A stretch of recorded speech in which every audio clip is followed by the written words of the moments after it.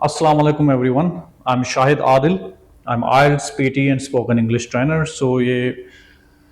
इस कोर्स की आज तीसरी वीडियो है पैटर्न ऑफ राइटिंग मॉड्यूल। पहले वीडियो में हमने डिस्कस किया इंट्रोडक्शन, IELTS क्या है, कैसे आप रजिस्टर कर सकते हैं। दूसरे वीडियो में हमने स्पीकिंग का पैटर्न हमने डिस्कस किया, स्पीकिंग मॉड्यूल का। Now in this video we are going to specifically discuss pattern of writing module.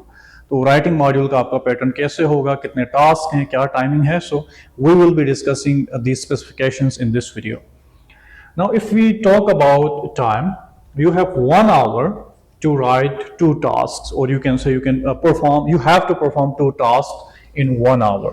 1 घंटा है आपके पास। अगर हम IELTS जनरल की बात करें या IELTS एकेडमिक की बात करें, जिसकी भी बात करें, आपके पास 1 hour है और 2 टास्क हैं। Now, IELTS जनरल में जो टास्क नंबर 1 है वो लेटर राइटिंग है, और टास्क नंबर 2 जो है वो ऐसे राइटिंग है। लेटर राइटिंग आप 150 वर्ड्स का करते हैं, रफली 5-10 अल्फाज ऊपर नीचे हो सकते हैं, not a problem. And essay writing आप 250 वर्ड्स की करते हैं, उसमें भी 5-10 अल्फाज ऊपर नीचे हो सकते हैं। And if we talk about IELTS academic, there is description as task number 1 and essay writing as task number 2। इसमें भी जो वर्ड्स की तादाद है वो सेम है। डिस्क्रिप्शन आप 150 वर्ड्स की करते हैं और ऐसे राइटिंग जो है वो 250 वर्ड्स की करते हैं। अगर आप पूछें तो डिस्क्रिप्शन किस बात की होती है, what is description like? So basically you will be provided a chart. For example, it may be a flow chart or it may be a pie chart. तो कोई चार्ट आपको दिया जाएगा, और there will be a table. So pictorial information है आपके सामने. You have to put that pictorial information into words and you have to write 150 words. So this is description. ठीक है। एंड अगर हम लेटर राइटिंग की बात करें तो आप लेटर जो है आप इनफॉर्मल लेटर लिख सकते हैं, जैसे पेरेंट्स को लिख रहे हैं, दोस्तों को लिख रहे हैं, फैमिली मेंबर्स को लिख रहे हैं। So that would be informal letter writing. अगर और आपसे पूछा जा सकता है कि आप फॉर्मल लेटर लिखें, मिसाल के तौर पर आप किसी मैनेजर को खत लिखें, या इस तरह से कहने का मतलब ये कि यहाँ पे 2 किस्म के लेटर्स जो हैं आपसे कहे जा सकते हैं कि 2 में से कोई एक लेटर जो है आपने लिखना है, फॉर्मल भी इनफॉर्मल भी। एंड लेटर राइटिंग की जो तादाद है अल्फाज की वो 150 वर्ड्स है। सो डिस्क्रिप्शन इज ऑल्सो 150 वर्ड्स। ऐसे राइटिंग जो है, दोनों में 4 किस्म के ऐसेस आते हैं। फॉर एग्जांपल जिसमें एडवांटेजेस डिसएडवांटेजेस ऐसे है, डिस्क्रिप्शन ऐसे है, ओपिनियन बेस्ड ऐसे है। 4-5 किस्म के ऐसे, उनमें से कोई एक ऐसे आ जाएगा, उसका पैटर्न सेम है।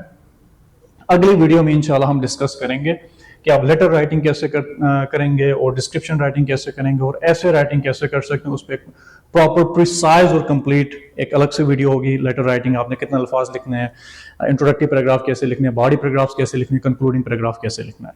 So this video is all about pattern of writing module.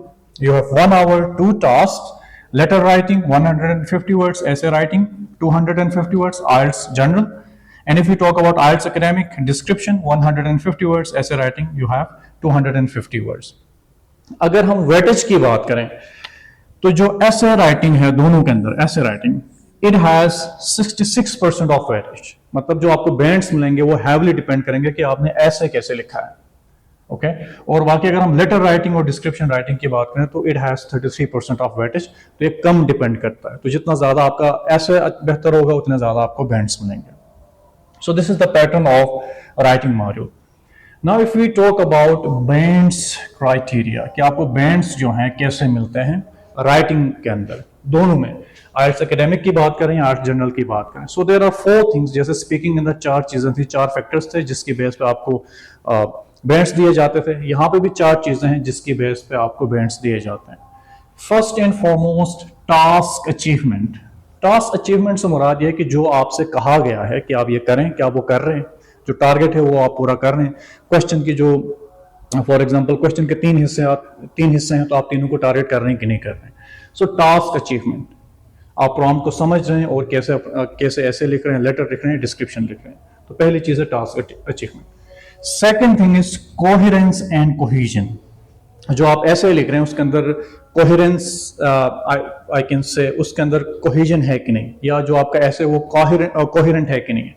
तो कोहेरेंस एंड कोहेजन के बेस पे आपको जो है बैंड्स मिलते हैं। अगर मैं आपको आसान अल्फाज में बता दूं कोहेरेंस क्या है और कोहेजन क्या है। कोहेजन इज बेसिकली जो आपके सेंटेंसेस हैं ऐसे राइटिंग के अंदर, लेटर राइटिंग के अंदर, या जो भी आपने लिखा है वो एक दूसरे से वेल कनेक्टेड हैं कि नहीं है। हम उसको इंग्लिश जुबान के अंदर कोहेजन बोलते हैं, कितने वेल कनेक्टेड हैं।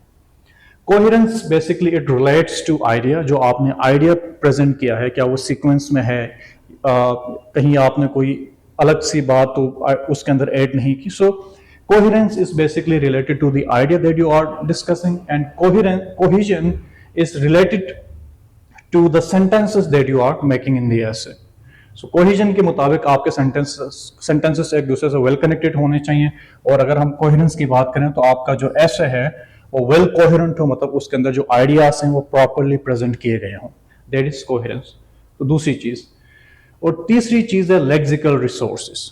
सो किसी भी एक टॉपिक पे आपको ऐसे लिखने के लिए आ सकता है, और लेटर राइटिंग भी डिफरेंट आ सकती है, डिस्क्रिप्शन राइटिंग भी डिफरेंट आ सकती है. उसमें देखा जा सकता है कि आपके पास प्रॉपर अल्फाज है कि नहीं ऐसे लिखने के लिए, या जो आप अगर आप जनरल कर रहे हैं तो लेटर लिखने के लिए, अगर आप एकेडमिक कर रहे हैं तो डिस्क्रिप्शन लिखने के लिए. So do you have proper resource. Lexical, जैसे मैंने लास्ट टाइम बताया था कि लेक्सिकल जो है वो लेक्सिकॉन से है, और लेक्सिकॉन हम वर्ड्स को बोलते हैं, वोकैबुलरी को बोलते हैं. तो तीसरी चीज आपकी वोकैबुलरी देखी जाती है ऐसे राइटिंग के अंदर. और चौथी चीज है ग्रामेटिकल रेंज एंड एक्यूरेसी. जैसे कि मैंने पिछले वीडियो में डिस्कस किया था, ग्रामेटिकल रेंज और एक्यूरेसी मुराद ये है कि आप कितने किस्म के जुमले बना सकते हैं और कितने दुरुस्त बना सकते हैं. जितने ज्यादा किस्म के आप जुमले यूज करेंगे राइटिंग के अंदर और दुरुस्त यूज करेंगे, उतने ज्यादा आपको बैंड्स मिलेंगे.